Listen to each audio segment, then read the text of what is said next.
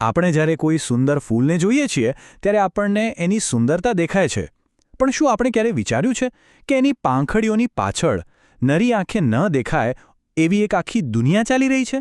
આજે આપણે એ જ દુનિયામાં એક સફર કરવાના છીએ. આપણે જાણીશું કે કેવી રીતે એક ફૂલ ભવિષ્યના એક નવા છોડ માટેની એક આખી બ્લુપ્રિન્ટ એટલે કે બીજ તૈયાર કરે છે. તો ચાલો આ અદ્ભુત પ્રક્રિયાને નજીકથી જોઈએ. તો આપણો મુખ્ય સવાલ એ છે કે આ બધું થાય છે કેવી રીતે? એક નાજુક દેખાતા ફૂલની અંદર એવી રીતે કઈ જાદુઈ અને જટિલ સિસ્ટમ ગોઠવાયેલી છે જે એક સંપૂર્ણ બીજને જન્મ આપે છે? આ સવાલનો જવાબ આપણને સીધા વનસ્પતિના જીવનના રહસ્યમય કેન્દ્રમાં લઈ જશે. આપણી આ યાત્રાની શરૂઆત થાય છે અહીંથી, સ્ત્રી કેસરથી. આ ફૂલનો માદા ભાગ છે અને કહી શકાય કે આખી પ્રક્રિયાનો કંટ્રોલ સેન્ટર પણ આ જ છે. આ જે સુંદર રચના દેખાઈ રહી છે ને, એની અંદર જ બીજ બનવાનું આખું રહસ્ય છુપાયેલું છે. તો ચાલો સૌથી પહેલા આ સ્ત્રી કેસરને જ બરાબર સમજી લઈએ. એની રચના કેવી હોય છે અને એના કયા મુખ્ય ભાગો છે જે આ આખી ગેમમાં મહત્વનો રોલ પ્લે કરવાના છે. જુઓ, સ્ત્રી કેસરને આપણે મુખ્યત્વે 3 ભાગમાં વહેંચી શકીએ. સૌથી ઉપર ટોચ પર જે દેખાય છે એ છે પરાગાસન. એનું કામ પરાગરજ માટે એકદમ પરફેક્ટ લેન્ડિંગ પેડ જેવું છે. પછી આવે છે પરાગવાહિની, જે એક પાતળી નળી જેવી રચના છે જે પરાગાસનને નીચે આવેલા અંડાશય સાથે જોડે છે. અને છેલ્લે સૌથી નીચેનો ફૂલેલો ભાગ એ છે અંડાશય. આ એક સુરક્ષિત તિજોરી જેવું છે જેની અંદર ભવિષ્યના બીજ યાની કે અંડકો સાચવીને રાખેલા હોય છે. પણ શું બધા ફૂલોમાં સ્ત્રી કેસરની રચના એકસરખી હોય છે? ના, જરાય નહીં. કુદરતમાં વિવિધતા તો રહેવાની જ છે. ડાબી બાજુ જુઓ, અહીં સ્ત્રી કેસરો એકબીજાથી તદ્દન અલગ એટલે કે મુક્ત છે. આને કહેવાય મુક્ત સ્ત્રી કેસરી. હવે જમણી બાજુ જુઓ, અહીં બધા સ્ત્રી કેસરો એકબીજા સાથે જોડાઈ ગયા છે, ફ્યુઝ થઈ ગયા છે. આને યુક્ત સ્ત્રી કેસરી કહે છે. આ નાનકડો ફેરફાર પણ વનસ્પતિની ઓળખ માટે બહુ મોટો છે. સારું, તો આપણે અંડાશય સુધી તો પહોંચી ગયા, પણ એની અંદર શું છે? ચાલો હવે આપણો માઇક્રોસ્કોપ કાઢીએ અને હજી વધારે ઝૂમ ઇન કરીએ. હવે આપણે અંડકની રચનાને સમજવાના છીએ, કારણ કે બીજ બનવાની અસલી શરૂઆત તો અહીંથી જ થાય છે. આ છે અંડકની સંપૂર્ણ આંતરિક રચના. વૈજ્ઞાનિક ભાષામાં એને મહાબીજાણુધાની પણ કહે છે. અને એક એવું સુરક્ષિત ઘર સમજો જેની અંદર ભ્રૂણનો વિકાસ થવાનો છે. આ ડાયાગ્રામ કદાચ થોડો જટિલ લાગી શકે, પણ ગભરાવાની જરૂર નથી. ચાલો આને આપણે એક પછી એક ટુકડાઓમાં તોડીને સમજીએ. સૌથી બહારથી શરૂ કરીએ. અંડકની ફરતે જે રક્ષણાત્મક સ્તરો આવેલા છે એને કહેવાય છે અંડકાવરણો. આ એક મજબૂત કવચ જેવું કામ કરે છે જે અંદરની બધી જ નાજુક રચનાઓને કોઈપણ નુકસાનથી બચાવે છે. હવે આ રક્ષણાત્મક કવચની અંદર જઈએ તો આપણને મળે છે પ્રદેહ.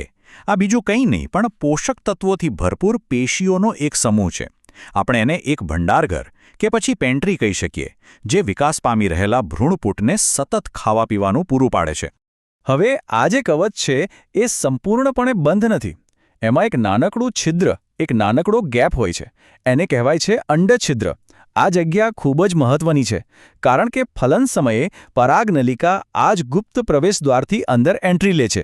હવે આપણે જે ગુપ્ત પ્રવેશદ્વારની વાત કરી એટલે કે અંડક છિદ્ર, એની બરાબર સામેની બાજુએ એક્ઝેક્ટ ઓપોઝિટ એન્ડ પર અંડકનો આધાર આવેલો છે, જેને અંડક તલ કહેવાય છે.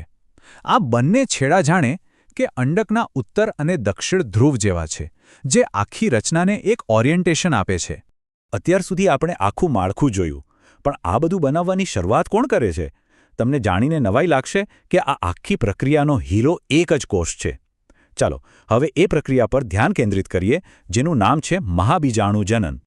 આખી પ્રોસેસ એકદમ સ્ટેપ બાય સ્ટેપ અને ચોકસાઈથી થાય છે.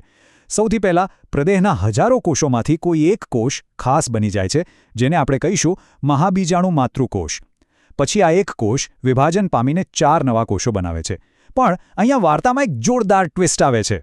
અને ટ્વિસ્ટ એ છે કે બનેલા 4 કોષોમાંથી 3 કોષો નાશ પામે છે. એ ડીજનરેટ થઈ જાય છે.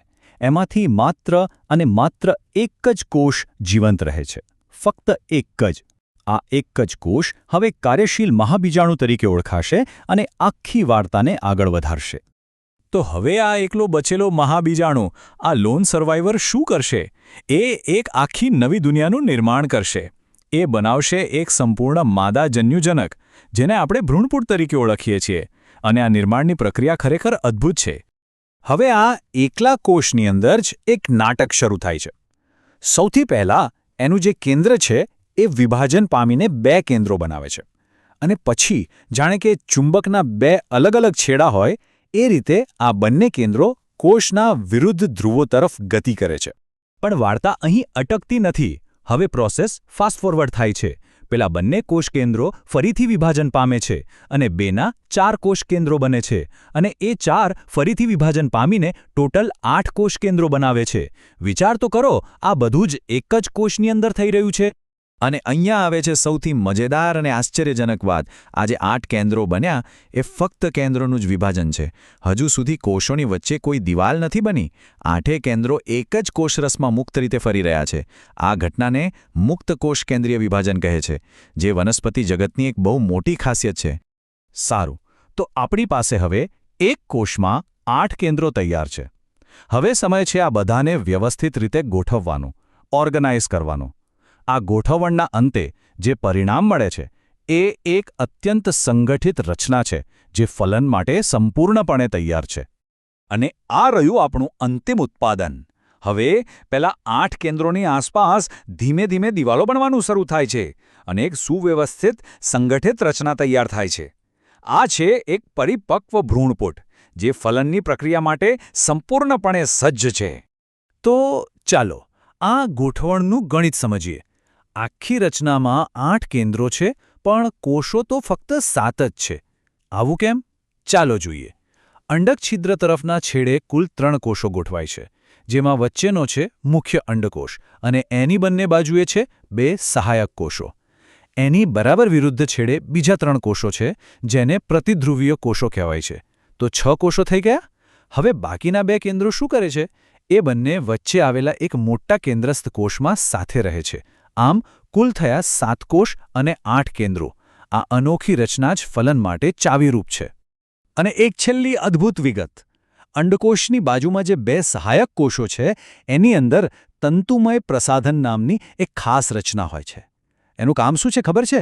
પરાગનલિકાને અંડકોષ સુધી પહોંચવા માટે સાચો રસ્તો બતાવવાનો. જાણે કે એ એક ઇનબિલ્ટ જીપીએસ સિસ્ટમ હોય. કુદરતની એન્જિનિયરિંગ તો જુઓ. તો આપણે જોયું કે કેવી રીતે એક ફૂલ અત્યંત ચોકસાઈ અને ધીરજથી ભવિષ્યના બીજ માટેનું ઘર તૈયાર કરે છે. આ બધું આપણી નજરથી દૂર એક અદૃશ્ય દુનિયામાં ચાલી રહ્યું છે. પણ હવે સૌથી મોટો સવાલ એ છે કે જ્યારે પરાગરજની દુનિયા આ અંડકની દુનિયા સાથે ટકરાશે, જ્યારે એ બંનેનું મિલન થશે, ત્યારે શું થશે?